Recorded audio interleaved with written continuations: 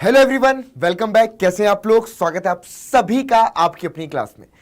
तो बच्चों, जैसे कि अब आप लोग का पेपर है, तो उससे पहले ये जो वीडियो है जिसमें हम all formulas in one shot, सभी फॉर्मूलाज के क्विक रिवीजन करने वाले हैं, क्योंकि पेपर में आपको फॉर्मूलाज अगर अच्छे तरीके से याद हैं तो कोई भी क्वेश्चन अगर आता है और अगर वहां पर आप फॉर्मूला भी अच्छे तरीके से लिख देते हो तो उसके भी आपको मार्क्स मिल जाते हैं। मतलब इन केस में कोई क्वेश्चन ऐसा तुम्हारे पेपर में आ गया जो तुम्हें नहीं आता है, लेकिन तुम्हें पता है कि अच्छा ये question sum to an terms of an AP का है, तो ये फॉर्मूला मेंशन कर देते हैं, या फिर इसमें ये थ्योरम अप्लाई होने वाली, ये थ्योरम यहां पर स्टेटमेंट हम लिख देते हैं, तो इसके भी आपको मार्क्स मिलते हैं। तो ये पर्टिकुलर वीडियो उन्हीं सभी फॉर्मूलाज और थ्योरम पर बेस्ड है, तो अच्छे तरीके से इस वीडियो को पूरा देखिएगा। ज्यादा लंबी वीडियो नहीं होगी, लेकिन आपको एक बार क्विक रिवीजन हो जाएगा। तो चलिए जी स्टार्ट करते हैं। सबसे पहले बच्चों, रियल नंबर्स वाले चैप्टर में जो पहली चीज आप पढ़ते हैं वो है फंडामेंटल थ्योरम ऑफ अर्थमेटिक। और फंडामेंटल थ्योरम ऑफ अर्थमेटिक ये बोलती है किसी भी कंपोजिट नंबर को हम प्राइम नंबर्स के फैक्टर्स के फॉर्म पर लिख सकते हैं, और वो प्राइम फैक्टराइजेशन क्या होता है बच्चों? यूनिक होता है। मीन्स क्या है ये भी यहां पर हम समझते चलेंगे। लेट्स सपोज आपके पास कोई भी कंपोजिट नंबर है। कंपोजिट नंबर क्या होते हैं? ठीक है, ऐसे नंबर जिनके पास मोर देन 2 फैक्टर्स हो, ऐसे पॉजिटिव इंटीजर्स जिनके पास 2 से ज्यादा फैक्टर्स हो। लाइक मैंने लिख दिया यहां पर 4, तो 4 के कौन कौन से फैक्टर्स है? 1 है, 2 है और 4 है। तो 2 से ज्यादा factors, number of factors are more than 2। ठीक है, तो ऐसे नंबर्स कंपोजिट नंबर है। तो इसलिए सबसे स्मॉलेस्ट कंपोजिट नंबर आपका 4 होता है। ठीक है, तो किसी भी नंबर को हम आपका, अगर मैं बात करूं तो p to the power m into में q to the power n, और इस तरीके से प्राइम नंबर्स के फैक्टर्स के फॉर्म पर लिख सकते हैं। ये बात क्लियर है? इसी को हम फंडामेंटल थ्योरम ऑफ अर्थमेटिक बोलते हैं। और ये जो प्राइम फैक्टराइजेशन होता है, ये अगर ऑर्डर को ध्यान में नहीं दिया जाए तो ये प्राइम फैक्टराइजेशन आपका यूनिक होता है। इसमें सबसे इंपॉर्टेंट यहां पर नेक्स्ट रूल है कि अगर कोई भी let if p divides a square, ठीक है, अगर कोई p हमारा प्राइम नंबर है, अगर वो a स्क्वायर को डिवाइड करता है then p also divides a। ठीक है, मतलब कि कोई भी प्राइम नंबर अगर किसी नंबर के स्क्वायर को डिवाइड करता है तो वो प्राइम नंबर उस नंबर को भी पर्टिकुलर डिवाइड करेगा। इसका इस्तेमाल हम बच्चों करते हैं जब हम √2, √3, √5, √7, √11 या √13, जब भी किसी भी इन नंबर्स को जब हम आपका इरेशनल नंबर प्रूव कर रहे होते हैं तो हम इसी का इस्तेमाल करते हैं। ठीक है, तभी हम वहां पर लिखते हैं कि भाई for example √2 equal to p upon q है। ठीक है, तो हम कहते हैं दोनों साइड का स्क्वायर कर देते हैं, तो 2 equal to p square upon में q स्क्वायर। तो यहां पर आप क्या लिखते हैं कि भाई जो p स्क्वायर होगा वो 2 इंटू में q स्क्वायर के बराबर होगा। तो जब देखते हैं कि p स्क्वायर 2 का मल्टीपल है, p स्क्वायर 2 का मल्टीपल है, तो हम बोलेंगे बच्चों कि 2 divides p square, 2 p square को डिवाइड करेगा। इट इज इंप्लाइज दैट कि 2 ऑल्सो डिवाइड्स p। तो ये इस थ्योरम की हेल्प से बच्चों हम बोलते हैं। तो यानी कि जब भी हम इसको प्रूव कर रहे होंगे तो इस स्टेटमेंट का हम आपका इस्तेमाल करते हैं। तो ये आप वहां पर जरूर से लिख करके आइएगा, जहां भी √2, √3, √5, √7, √11, √13 इन सभी को प्राइम नंबर प्रूव कर रहे हैं। क्लियर है? चलिए, इसके बाद बच्चों नेक्स्ट जो चीज आती है यहां पर, द सम और difference of rational and irrational number is an irrational. किसी भी रैशनल नंबर में जब हम इरेशनल नंबर ऐड करते हैं तो वो हमेशा इरेशनल नंबर होता है। प्रोडक्ट और quotient of a non zero rational number and an irrational number is a irrational. ठीक है, अब हम किसी भी रैशनल नंबर में इरेशनल नंबर से मल्टीप्लाई करेंगे तो प्रोडक्ट हमें हमेशा इरेशनल नंबर मिलेगा।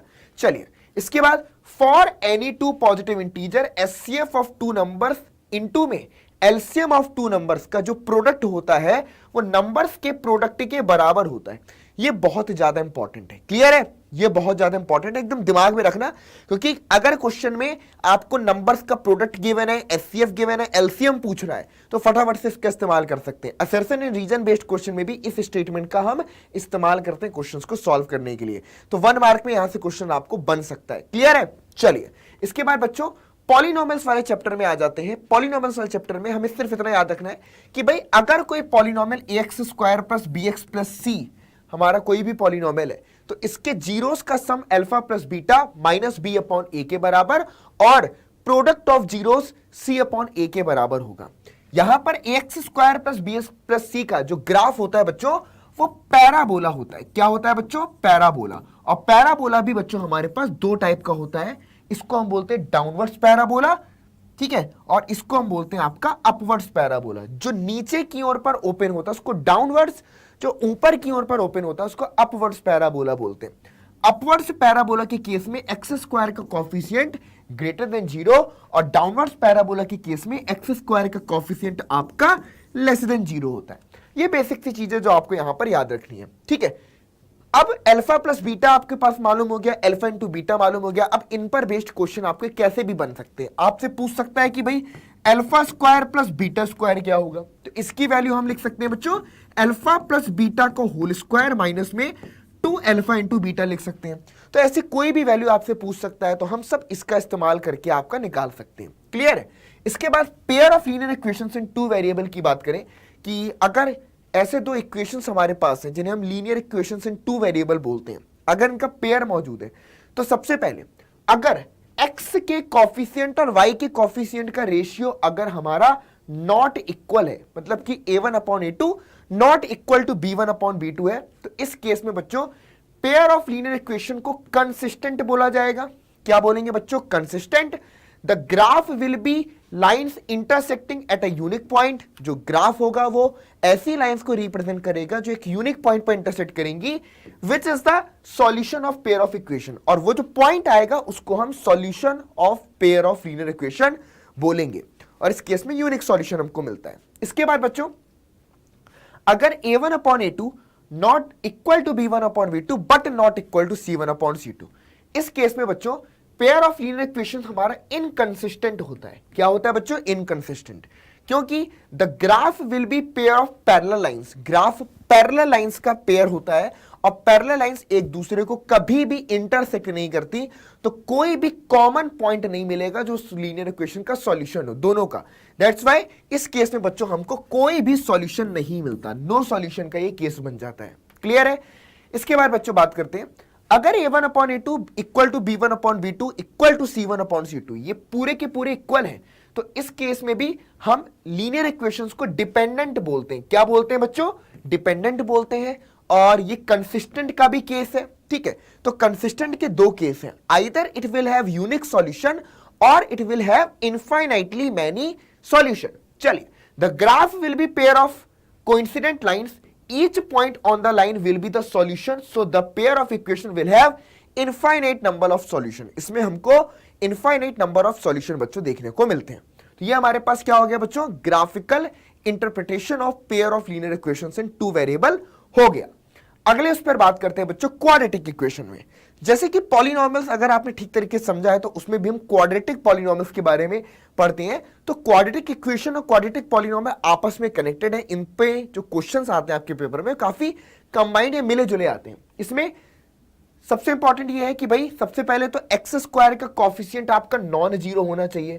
तो बहुत सारे केस में जब हमको गिवन होता है कि भाई इस क्वाड्रेटिक इक्वेशन के पास रियल एंड इक्वल रूट्स हैं, फिर कोई अननोन टर्म्स की वैल्यू पूछ रहा है, तो ऐसे केस में कभी कभी 2 अननोन टर्म्स मिल जाते हैं। तो उस केस में एक अननोन टर्म आपका एलिमिनेट हम कैसे कर सकते हैं? इस बेसिस पर कि एक्स स्क्वायर का कॉफिशिएंट नॉट इक्वल टू 0 हो। तो ये कंडीशन आपकी काफी ज्यादा इंपॉर्टेंट रोल प्ले करती है जब भी हम क्वाड्रेटिक इक्वेशन के बारे में पढ़ते हैं। इसके अलावा बच्चों कोई भी रूट्स हैं, है ना, अगर किसी बोल दिया कि ये किसी क्वाड्रेटिक इक्वेशन का रूट है तो वो उस पर्टिकुलर इक्वेशन को सेटिस्फाई करेगा, ठीक है। उसके अलावा बच्चों the roots of the equation या जीरोस, इसका मीनिंग सेम है, ठीक है। अगर मैं जीरोस बोल रहा हूं या रूट्स बोल रहा हूं, हैव द सेम मीनिंग, ठीक है। अब यहां पर है बच्चों finding the roots of quadratic equation by the method of factorisation. If we can factorize the quadratic polynomial, then the roots of the quadratic equation can be found by equating 0 the linear factors of ax square plus bx plus c।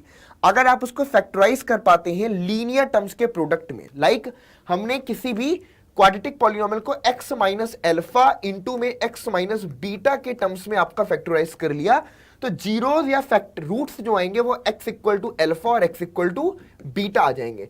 अलग अलग linear term को 0 के equal लगने पर हमें उसके zeros या roots बोल सकते हैं, हमको मिल जाएंगे। चलिए, ये है बच्चों किसी भी क्वाड्रेटिक इक्वेशन का जो रूट्स या जीरोस की हम बात कर रहे हैं वो निकालने का formula -b/2a plus minus square root b square minus 4ac/2a, ठीक है। इसकी हेल्प से बिना फैक्टराइजेशन मेथड के भी हम किसी भी क्वाड्रेटिक इक्वेशन के रूट्स फाइंड कर सकते हैं। इसके बाद बच्चों ये जो बी स्क्वायर माइनस 4ac होता है इसको हम discriminant of the quadratic equation बोलते हैं।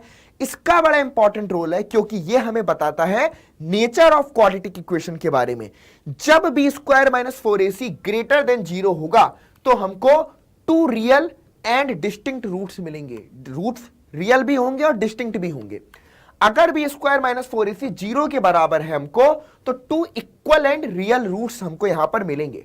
और if b square minus 4ac less than 0 है बच्चों तो नो रियल रूट, यानी कि कोई भी रियल रूट हमें नहीं मिलेगा। वीडियो अगर पसंद आ रही है तो वीडियो को लाइक और शेयर करना बिल्कुल भी मत भूलिएगा, ठीक है। चलिए लाइक और शेयर जरूर से करना। अगले उस पर आते हैं। अब यहां पर बच्चों अर्थमेटिक प्रोग्रेशन की बात करते हैं। अर्थमेटिक प्रोग्रेशन मतलब कि जहां पर कॉन्जुगेटिव टर्म्स के बीच का जो डिफरेंस होता है बच्चों वो हमेशा क्या होता है, फिक्स होता है, सेम होता है। तो ऐसे प्रोग्रेशन को हम अर्थमेटिक प्रोग्रेशन बोलते हैं। इसका स्टैंडर्ड फॉर्म a कॉमा में a plus D, a plus 2d, a plus 3d के फॉर्म का होता है, ठीक है।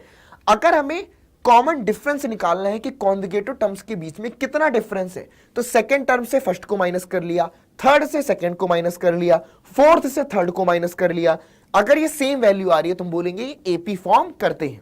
चलिए इसके बाद बच्चों nth टर्म ऑफ एपी निकालने के लिए हम इस फॉर्मूले का इस्तेमाल करते हैं। यानी कि कोई भी जनरल टर्म निकालना है, अर्थमेटिक प्रोग्रेशन का पहला टर्म मालूम है, कॉमन डिफरेंस मालूम है, तो आपसे जो मर्जी टर्म पूछा जाए आप निकाल सकते हैं। उसके लिए जनरल टर्म का जो फॉर्मूला है उसको हम tn या an से डिनोट करते हैं, जो कि a plus n minus 1 into में d के बराबर होता है। और यहां पर जो a1 है बच्चों ये फर्स्ट टर्म को आपका रिप्रेजेंट करता है। a1 बोलूं या a बोलूं, it represent the first term. चलिए अब यहां पर बात करते हैं किसी भी अर्थमेटिक प्रोग्रेशन के n टर्म्स के सम के बारे में, ठीक है।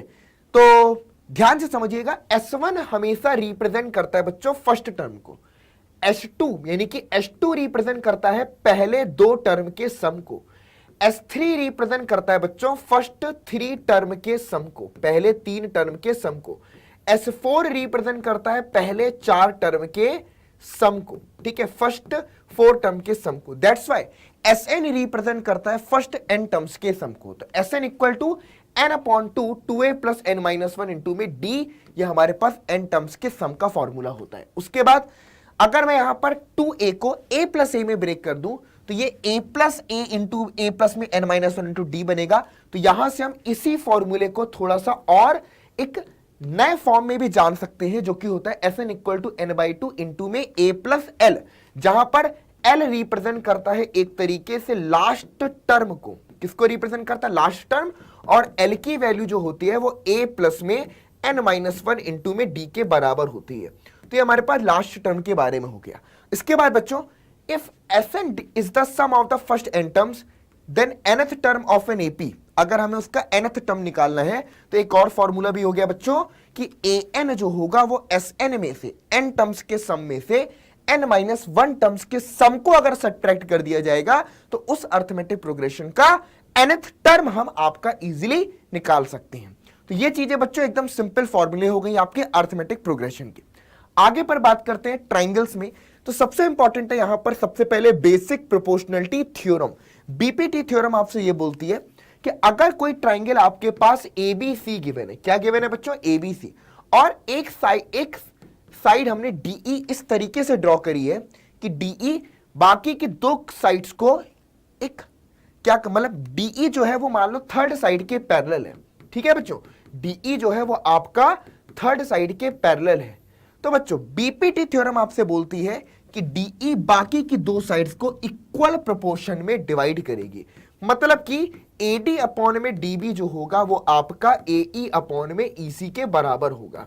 ये चीज बच्चों हमें दिमाग में रखना है, क्लियर। और इस चीज को बच्चों पेपर में प्रूफ करके जाइएगा क्योंकि इसका प्रूफ भी आपके पेपर में आता है। चलिए इसके बाद criteria of similarity of triangles पर बात कर लेते हैं। यहां पर बच्चों टोटल अगर हम बात करें तो 3 क्राइटेरिया है जिन पर हम बात करते हैं। पहला है ए सिमिलरिटी क्राइटेरिया, जिसको हम ए सिमिलरिटी क्राइटेरिया के नाम से भी जानते हैं। दूसरा है एस सिमिलरिटी क्राइटेरिया, और तीसरा है एस सिमिलरिटी क्राइटेरिया। चलिए तो यहां पर दो ट्राइंगल हमारे पास ABC एंड PQR है, तो सिंपल सी बात है SSS का मतलब है कि अगर किसी ट्राइंगल की तीनों करस्पॉन्डिंग साइड्स इक्वल प्रोपोर्शन में है, ठीक है।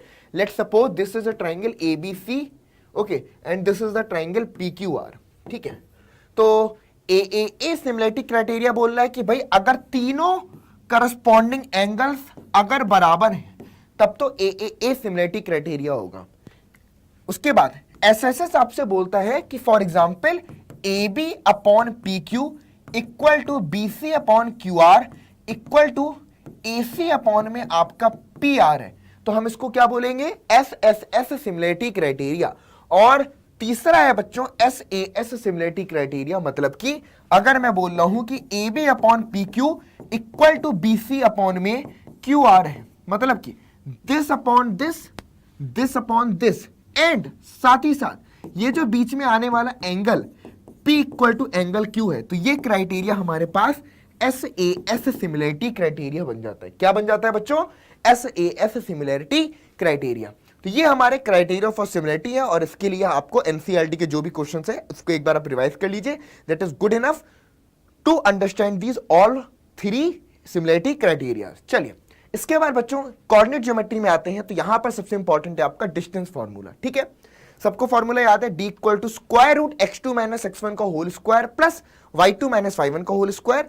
चाहो तो इसे x1 माइनस x2 का होल स्क्वायर लिख दो प्लस y1 माइनस y2 का होल स्क्वायर लिख दो, इससे कोई फर्क नहीं पड़ता क्योंकि स्क्वायर लगाने के बाद ऑटोमेटिकली वो हमारा सेम हो जाता है। चलिए इसके बाद बच्चों यहां पर आता है सेक्शन फॉर्मूला। तो यहां पर हम इंटरनल डिवीजन के बारे में बात करते हैं। एक्सटर्नल डिवीजन आपके सिलेबस का पार्ट नहीं है, तो ना तो उसको पढ़ाया गया है ना ही वो आपको बुक में देखने को मिलेगा।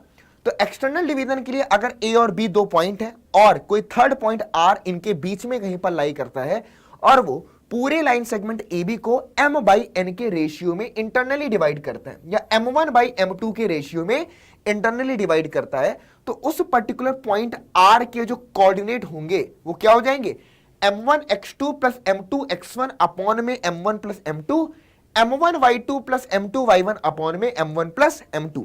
इसी के अलावा बच्चों ये फॉर्मूला होता है मिड पॉइंट फॉर्मूला, यानी कि अगर आपको कोई दो पॉइंट के बीच में मिड पॉइंट निकालना है तो मिड पॉइंट के लिए हम इसका इस्तेमाल करते हैं। मोस्ट ऑफ द ये जब भी पैरेललोग्राम के वर्टिसेस निकालने हैं, पैरेललोग्राम वाले क्वेश्चन में मिड पॉइंट फॉर्मूला आपका बहुत ज्यादा इस्तेमाल होता है। क्लियर है? तो हमेशा कभी पैरेललोग्राम दिख जाए, स्क्वायर दिख जाए, रेक्टेंगल दिख जाए और आपको कोई वर्टिसेस निकालना है, उसका जो अननोन है, तो मिड पॉइंट फॉर्मूला ही उसमें आपको अप्लाई करना होगा। ये दिमाग में रहेगा तो क्वेश्चन को देखते ही फटाफट से आपका दिमाग उसी चीज पर जाएगा। चलिए ट्रिग्नोमेट्री में बच्चों बात करते हैं, तो सबसे पहले तो देखिए बेसिक चीजें तो आपको ट्रिग्नोमेट्री की मालूम होती है कि साइन थीटा जो होता है किसी भी एंगल के रिस्पेक्ट में, मान लो अगर इस एंगल के रिस्पेक्ट में बात कर रहा हूं तो ये परपेंडिकुलर लेंगे, ये बेस लेंगे और इसको हाइपोटेनस लेंगे। तो साइन थीटा हमारे पास perpendicular upon base, cos theta बराबर साइन थीटा बराबर एक सेकेंड परपेंडिकुलर अपॉन में हाइपोटेनियस, कॉस थीटा बराबर बेस अपॉन में हाइपोटेनस, टेन थीटा बराबर बच्चों आपका परपेंडिकुलर अपॉन में बेस होगा। क्लियर है? इसी तरीके से साइन का रेसिप्रोकल क्या होता है, कॉसेक, कॉस का उल्टा रेसिप्रोकल क्या होता है, सेक, और टेन का रेसिप्रोकल क्या होता है, कॉट। तो यहां पर इंपॉर्टेंट चीज है बच्चों कि साइन थीटा इंटू में कॉस थीटा, आप साइन थीटा इंटू में कॉसेक थीटा 1 होता है, कॉस थीटा इंटू में आपका सेक थीटा, इसकी वैल्यू 1 होती है, टेन ऑफ थीटा इंटू में आपका कॉट ऑफ थीटा, इसकी भी वैल्यू आपका 1 होती है। तो ये चीज हमें यहां पर याद रखनी है। इसके बाद ये कुछ बेसिक जो स्पेसिफिक एंगल्स हैं उनकी ये टेबल है जो कि एकदम दिमाग में अच्छे से याद होनी चाहिए। ठीक है, क्लियर है? इसमें कोई डाउट तो नहीं है? पक्का कंफर्म? चलिए इसके बाद ये हमारी 3 आइडेंटिटीज है बच्चों। ये 3 आइडेंटिटीज सारा का सारा खेल कर देती है। कोई भी क्वेश्चन ट्रिग्नोमेट्री में प्रूफ करने पर आएगा तो बस ये 3 आइडेंटिटी इस्तेमाल करिए और हम प्रूफ कर सकते हैं इजीली। चलिए याद है सबको आइडेंटिटी? बहुत ही बढ़िया, दिमाग में रखिएगा बिल्कुल अच्छे से। चलिए इसके बाद एप्लीकेशन ऑफ ट्रिग्नोमेट्री में अगर मैं बात करूं तो याद रखेंगे यहां पर एंगल ऑफ एलिवेशन। जब भी हम ऊपर की ओर देखते हैं किसी ऑब्जेक्ट को तो एंगल ऑफ एलिवेशन बनता है हॉरिजॉन्टल के रिस्पेक्ट में, और ऊंचाई पर खड़े होकर के अगर किसी ऑब्जेक्ट को नीचे की ओर देखते हैं तो जो आंखों का हॉरिजॉन्टल के साथ में एंगल बनता है उसको एंगल ऑफ डिप्रेशन बोलते हैं। तो किसी पॉइंट से बनने वाला एंगल ऑफ एलिवेशन और उस पॉइंट से पिछले पॉइंट पर बनने वाला एंगल ऑफ डिप्रेशन, ये दोनों ही आपके बराबर होते हैं। तो angle of elevation and angle of depression दोनों ही हमारे सेम होते हैं। ठीक है बच्चों? और अगर कभी भी हाइट या बेस से रिलेशन बन रहा है, ठीक है, आपको हाइट फाइंड करनी है, बेस की लेंथ गिवन है, हमेशा tan थीटा अप्लाई करेंगे। हाइट गिवन है, हाइपोटेनियस फाइंड करना है, जैसे कि बहुत सारे क्वेश्चन होते हैं जिसमें स्टेयर्स लगाइए, उस सीढ़ी की ऊंचाई ज्ञात करनी है, सीढ़ी की हाइट फाइंड करनी है, तो सीढ़ी का स्लोप कैसे निकालेंगे, उसके लिए या तो साइन थीटा या तो कॉस थीटा का इस्तेमाल करेंगे। बाकी मोस्ट ऑफ द क्वेश्चन जो आपके एप्लीकेशन और ट्रिग्नोमेट्री में अप्लाई होंगे उसमें tan theta equal to perpendicular upon base का ही इस्तेमाल होता है। स्पेशली 30 डिग्री, 45 डिग्री और 60 डिग्री, ये तीन एंगल्स पर ही सारा का सारा खेल है। मतलब ये तीन एंगल्स ही बस आपको अगर अच्छे से याद है तो एप्लीकेशन ऑफ ट्रिग्नोमेट्री का क्वेश्चन इजीली हो जाएगा। याद रखेंगे इस बात को कि इस क्वेश्चन में जब भी इसका क्वेश्चन आएगा तो आपको जो डायग्राम ड्रॉ करना है वो नीट और क्लीन होना चाहिए, साथ ही साथ लेबल्ड होना चाहिए। मतलब कि अगर टावर आप ले रहे हो तो ए बी टावर का नाम दे दो, हाउस ले रहे हो तो CD नाम दे दो, मतलब हर चीज के को कुछ सिंबल्स के थ्रू उसकी नेमिंग करनी है, देन उसको सॉल्व करना है। चलिए आगे पर सर्कल्स में बात करते हैं बच्चों। यहां पर सबसे इंपॉर्टेंट है टेंजेंट। टेंजेंट का मतलब क्या होता है, एक ऐसी लाइन जो सर्कल को सिर्फ एक पॉइंट पर टच करती है और पास कर जाती है, इंटरसेक्ट नहीं करती है, सिर्फ टच करती है, उसको हम टेंजेंट बोलते हैं। ठीक है, tangent is perpendicular to the radius through the point of contact. ये हमारी 10.1 यानी कि पहली थ्योरम है इस चैप्टर की। ठीक है, इसमें क्या है कि जो पॉइंट ऑफ कांटेक्ट है और जो सेंटर ऑफ सर्किल है, जब हम उसको ज्वाइन करते हैं तो वो टेंजेंट के परपेंडिकुलर हो जाता है। ये पहली थ्योरम है। दूसरा है only two tangents can be drawn to a circle from external point. External point से दो टेंजेंट ड्रॉ करेंगे। Length of tangent from external point are circle are equal. जो लेंथ ऑफ टेंजेंट होती है एक्सटर्नल पॉइंट से वो equal in length होती है, उनकी लेंथ क्या होती है बच्चों, बराबर होती है। इसके बाद एरिया रिलेटेड टू सर्कल्स में अगर बच्चों मैं बात करूं तो सर्किल का सरकमफ्रेंस हमारे पास 2 pi r, area of circle pi r square होता है। इसमें एक बहुत इंपॉर्टेंट क्वेश्चन आता है नंबर ऑफ रिवॉल्यूशन पर बेस्ड, कि नंबर ऑफ रिवॉल्यूशन निकालना है तो कितना डिस्टेंस कवर करी है, टोटल डिस्टेंस कवर्ड अपॉन में सरकमफ्रेंस, इतना बस कर देना है, टोटल नंबर ऑफ रिवॉल्यूशन आ जाएगा। बट इस बात का ध्यान रखना कि जो भी आप कर रहे हो सेम यूनिट में हो, यानी कि आप अगर रेडियस ले रहे हो तो वो किस यूनिट में है, टोटल डिस्टेंस किस यूनिट में है, वो सब सेम यूनिट में होनी चाहिए। डायामीटर गिवन है तो उसको रेडियस में कन्वर्ट करना बिल्कुल मत भूलना। ये छोटी छोटी गलतियां हैं जो इसके क्वेश्चंस को सॉल्व करने में यूजुअली सब लोग करते हैं। उसके बाद बच्चों perimeter area of semi circle, ये हमारे पास फॉर्मूला हो गया। पेरीमीटर अगर हमें सर्किल का निकालना है, सेमी सर्किल का, तो ये पाई आर हो गया, और अगर टोटल निकालना है तो पाई आर प्लस में आपका ये डायामीटर। चलिए, और सेमी सर्किल का एरिया पूरे एरिया का हाफ हो गया तो पाई आर स्क्वायर अपॉन में 2। चलिए, पेरीमीटर ऑफ रिंग का फॉर्मूला हमारे पास, अगर एरिया निकालना है तो पूरे एरिया में से बीच वाले एरिया को माइनस कर दो, और पेरीमीटर निकालना है तो बाहर वाले पेरीमीटर प्लस अंदर वाला पेरीमीटर कर दो, तो पेरीमीटर ऐड हो जाता है। इसके बाद एरिया ऑफ सेक्टर फाइंड करना है तो theta upon 360 pi r square, ये हमारे पास एरिया ऑफ सेक्टर होता है। Length of an arc sector के आर्क की लेंथ निकालना है तो थीटा अपॉन 360 इंटू में 2 पाई आर।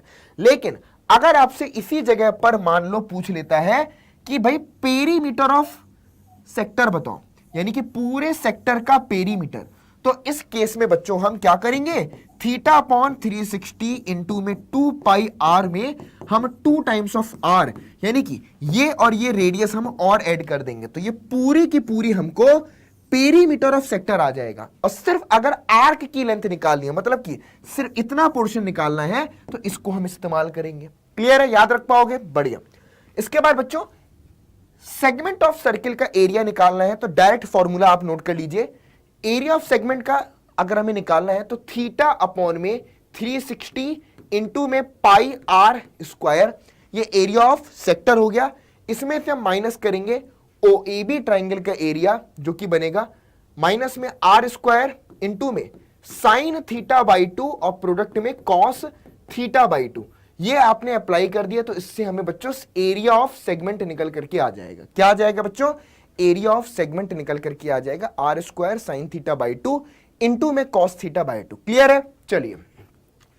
इसके बाद सरफेस एरिया एंड वॉल्यूम की बच्चों बात करते हैं। यहां पर वैसे तो कॉम्बिनेशन ऑफ सॉलिड के लिए मेन क्वेश्चंस आते हैं, लेकिन इन सब में अप्लाई क्या हो रहा है कि भाई सरकमफ्रेंस ऑफ क्यूब क्या है, सरफेस एरिया ऑफ क्यूब क्या है, सरफेस एरिया ऑफ सिलेंडर क्या है, कर्व सरफेस एरिया क्या है, टोटल सरफेस एरिया क्या है। तो सबसे पहले ये हमारे सारे के सारे कर्व सरफेस एरिया के फॉर्मूले हैं और टोटल सरफेस एरिया के, ठीक है। तो surface area of cuboid 2 into में LB plus BH plus LH के बराबर होता है। Surface area of cube 6 into में A स्क्वायर के बराबर। Curve surface area of cylinder 2 pi R H के बराबर। Total surface area of cylinder 2 pi R into में H प्लस R के बराबर। Curve surface area of cone pi R L के बराबर। Total surface area of cone pi R L plus में पाई R square यानी कि पाई इंटू R ब्रैकेट में L plus R के बराबर। और उसके बाद surface area of sphere 4 pi R square के बराबर। Surface area of hemisphere 2 pi R square के बराबर। Total surface area of hemisphere 3 pi R square के बराबर। तो जो बीच का जो बॉटम आया वो बॉटम का भी एरिया उसमें इंक्लूड हो जाएगा। उसके बाद ये फॉर्मूले हैं बच्चों इनके वॉल्यूम के, क्लियर है। तो अच्छे तरीके से इन फॉर्मूलास को एकदम दिमाग में रखना होगा। उसके बाद बात करते हैं बच्चों स्टैटिस्टिक्स वाले चैप्टर में। यहां पर बच्चों आपको अगर मीन फाइंड करना है तो आप यहां पर ये 3 मेथड इस्तेमाल कर सकते हैं, direct method, assumed mean method और ये हमारा स्टेप डेविएशन मेथड, ठीक है। किसी भी मेथड को आप इस्तेमाल कर सकते हैं। तो ये यहां पर अच्छे तरीके से देख लीजिए, ठीक है। यहां पर ये हो गया DI और DI हमारे पास XI माइनस में A को रिप्रेजेंट करता है। A हमारे पास जो होता है वो अज्यूम्ड मीन होता है। क्या होता है बच्चों? A हमारे पास अज्यूम्ड मीन होता है। कई जगहों पर इसको हम कैपिटल A के थ्रू भी रिप्रेजेंट करते हैं, ठीक है। और इसके बाद बच्चों मोड ऑफ ग्रुप्ड डेटा अगर हमें निकालना है, क्या निकालना है? Mode of grouped data. तो फॉर्मूला क्या होता है बच्चों? L प्लस में F1 माइनस का F0 होल अपॉन में 2F1 माइनस का F0 माइनस का F2 इंटू में आपका H। ये हमारे पास मोड ऑफ ग्रुप्ड डेटा का फॉर्मूला है और यहां पर ये सारी की सारी वैल्यूज आपको गिवन है, ठीक है। कि मॉडल क्लास कैसे निकालनी है, सब चीजें मैंने क्लासेस में करवाई है। तो एक बार फॉर्मूला अच्छे से याद रखना ताकि आप इजीली मोड को फाइंड कर पाए। इसके बाद मीडियन निकालना है बच्चों। तो L प्लस में n/2 माइनस का CF अपॉन F इंटू में H, जहां पर L lower limit of median class है। तो पहला स्टेप मीडियन क्लास फाइंड करना, फिर उसकी लोअर लिमिट। मीडियन क्लास पता चल गई तो cumulative frequency of median class से अपर वाली, तो यानी कि CF हम निकालते हैं, ठीक है। उसके बाद n मतलब कि नंबर ऑफ ऑब्जर्वेशन। तो फ्रीक्वेंसीज का सम जो होता है, ये जो फ्रीक्वेंसीज होती हैं बच्चों, इन्हीं का सम n या फिर इसको हम कैपिटल N से भी डिनोट करते हैं। और H यहां पर क्लास साइज को रिप्रेजेंट करता है। किसको रिप्रेजेंट करता है? Class size. जो भी मीडियन क्लास है उसकी देखो विड्थ कितनी है, 10 से 20 है, तो 10 विड्थ हो गई, क्लियर। तो ये इसकी क्लास साइज हो जाती है। तो ये हमारे पास मीडियन के फॉर्मूले हो गए। क्लियर हो रहा है तुम दिमाग में? बिल्कुल बेसिक चीजें हैं, रिवाइज करके जाओ, बस अच्छा करके आओगे। इसके बाद प्रोबेबिलिटी पर बच्चों बात करते हैं। तो प्रोबेबिलिटी में अगर आप ध्यान से देखिए, यहां पर सबसे पहले तो प्रोबेबिलिटी में एक MCQ क्वेश्चन आता है कि भाई रेंज ऑफ प्रोबेबिलिटी। तो प्रोबेबिलिटी की जो रेंज होती है वो 0 से 1 के बीच में लाई करती है, यानी कि greater than equal than 0, less than equal than 1 होती है। इसके अलावा number of outcomes favourable to E upon में टोटल पॉसिबल आउटकम, ये होता है प्रोबेबिलिटी फाइंड करने का फॉर्मूला। चलिए इसके बाद बच्चों किसी इवेंट का होना और किसी इवेंट का ना होना, इन दोनों की प्रोबेबिलिटी का जो सम होता है वो 1 के बराबर होता है, क्लियर है। और इस तरीके से बच्चों ये हमारे पास सारा का सारा आ जाता है कि probability of event E equal to 1 minus में प्रोबेबिलिटी ऑफ नॉट E, ये इसके बराबर होता है, ठीक है। तो ये सारी चीज बच्चों हमें दिमाग में रखनी है और ये बेसिक सी चीजें हैं जो आपको बहुत ज्यादा काम में आएगी। चलिए तो बस बच्चों अच्छे तरीके से रिलैक्स रहो, जो भी चीज थोड़ा बहुत रिवाइज कर सकते हो वही रिवाइज करो, और ज्यादा परेशान होने की जरूरत नहीं है। कुछ इस पर्टिकुलर मोमेंट में नया नहीं पढ़ना है, जो पढ़ चुके हैं उसी को सिर्फ रिवाइज करना है। तो डोंट गेट अपसेट, एकदम रिलैक्स करो और पेपर को एकदम फोड़ करके आओ, मजा करके आओ बच्चों। तो all the best for your exams.